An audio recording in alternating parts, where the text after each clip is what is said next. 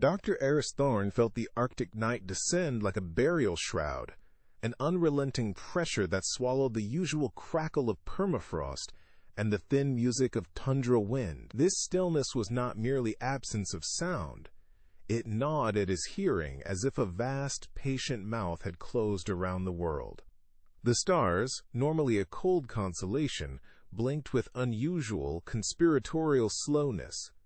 Their light was less guidance than a clinical, calculating gaze. A displacement settled in the air, subtle but absolute, as if the atmosphere itself had inhaled and paused before an unspeakable release. The universe felt slightly, insistently wrong. It began with data, tiny, almost polite ripples in deep space telemetry, fluctuations in background radiation that defied any tidy explanation.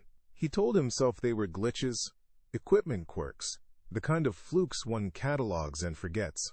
But the patterns persisted and multiplied, arranging themselves on his monitors into impossible geometries that made no sense in Euclidean terms. Then the whispers started, not audible, not language, but impressions registering on optical sensors and algorithmic interpreters, fleeting shadows crossing nebulae so distant their light should not yet concern him. It was as if a vast intelligence was thinking itself into being, leaving wake marks across the fabric of observation. The silence of space unmasked itself. Anomalies resolved not into randomness, but into a pattern that suggested a message without a sender and a grammar without rules. Sleep became an unreliable commodity. His nights turned to a slow erosion of certainty. Every sterile corridor stretched longer, every shadow acquired mockery. He found himself speaking into screens, arguing with empty air, bargaining with a presence that answered only by rearranging the cosmos. The server hum changed timbre in his ears and became a low, guttural chant that insinuated itself into dreams. Forms fluttered at the edge of vision and dissolved like frost under sunlight.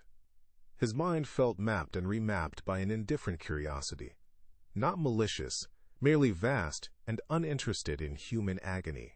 Then, during a data burst of unprecedented intensity, something like understanding slammed through him.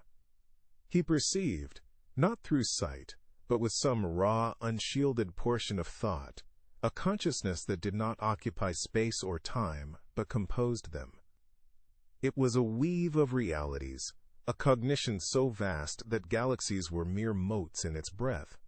Tendrils, not limbs but conceptual reachings, slipped through data and into him, cataloging fear, dissecting sanity with clinical detachment.